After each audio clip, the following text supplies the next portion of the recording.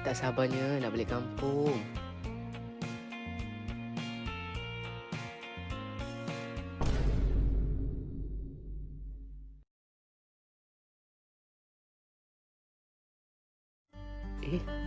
Duit RM1.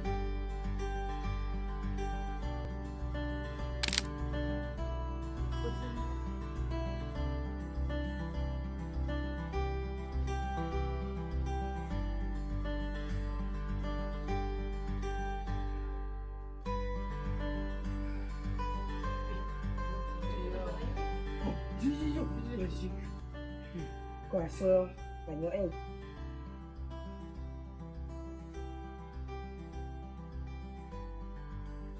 Wish, banyaknya duit raya aku. Aku rasa kan, aku nak beli barang basikal baru, handle baru. Wish, macam-macam lah aku nak beli guna duit ni.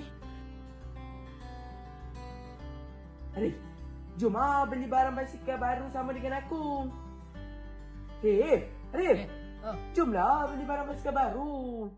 Tak apa. Aku nak simpan. Kenapa nak simpan pula? Pakai je lah duit ni. Beli barang basikal baru. Aku teringat kata-kata arwah ayahku. Ya. Ya Allah. Ya, Arif. Tengok duit raya Arif ni. Dah lah sikit. Duit RM1 pula tu. Macam mana Arif nak simpan ni? Arif, walaupun nilainya RM1, kalau simpan sikit-sikit, lama-lama jadi banyak kan?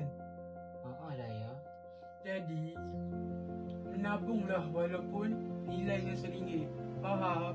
Faham ya. Dari detik itulah aku mula menabung sikit-sikit duit raya aku setiap tahun. Arif, janganlah menangis. Kenapa sedih ni? Tak, aku cuma teringat kata-kata arwah ayahku je. Jomlah, kita pergi sama beraya.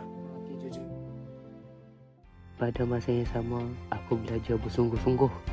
Dan dengan duit itu, yang aku simpan itulah aku gunakan untuk sama belajar.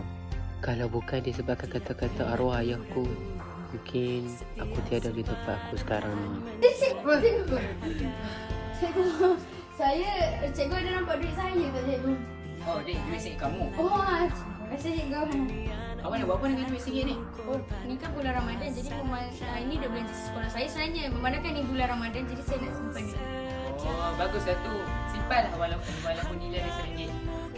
Okey dah, saya balik dulu .